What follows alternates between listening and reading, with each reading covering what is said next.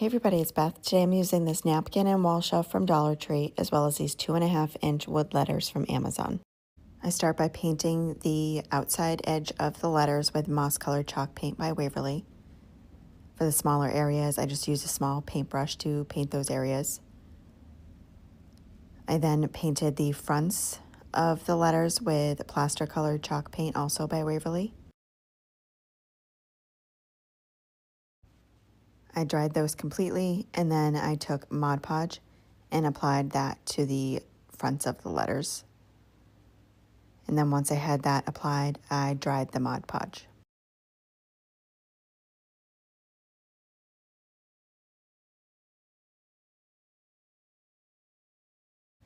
I then took the napkin, removed the second layer from it, and cut a section off and placed it over the letters. I left a little bit of spacing between the letters and made sure that the florals were covering the letters. Applied parchment paper down on top of the napkin and ironed it on. That'll reactivate the Mod Podge, adhering the napkin into place. I then cut off most of the excess napkin and separating all the letters. And then once I had them all separated, I took my micro sander and sanded off the excess napkin.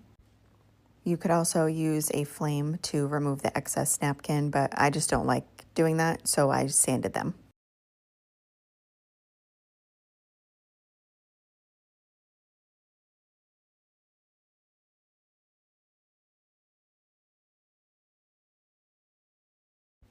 After they were all sanded down, I applied a layer of Mod Podge to the top of the napkin and dried that.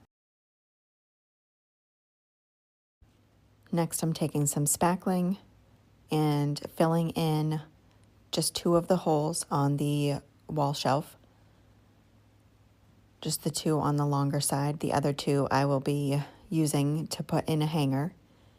I used my heat tool to dry the spackling and then sanded that down. I then painted the entire thing with plaster colored chalk paint.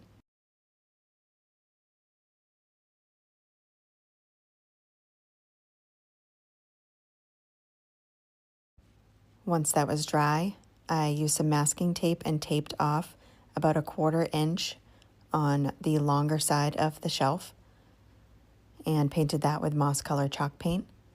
I then did the same thing to the other side opposite this one.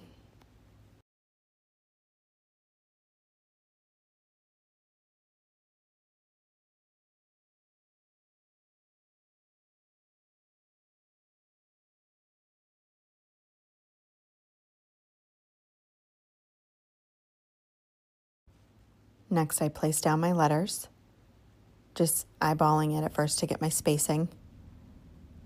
Then take tacky glue and brush that on the back of each of the letters. You can use hot glue. I just find with smaller pieces, the glue will just push out when you press the letters down. So I like using the tacky glue. It works really well. And this way I can move and adjust them a tiny bit as needed before that glue dries. And then place down a square and get those lined up straight and use my heat tool to make sure that is dry.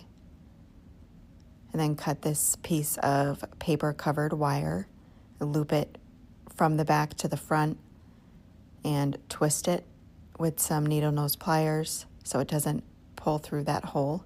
And then do the same thing on the other side. And that is it for this project. Thank you so much for watching.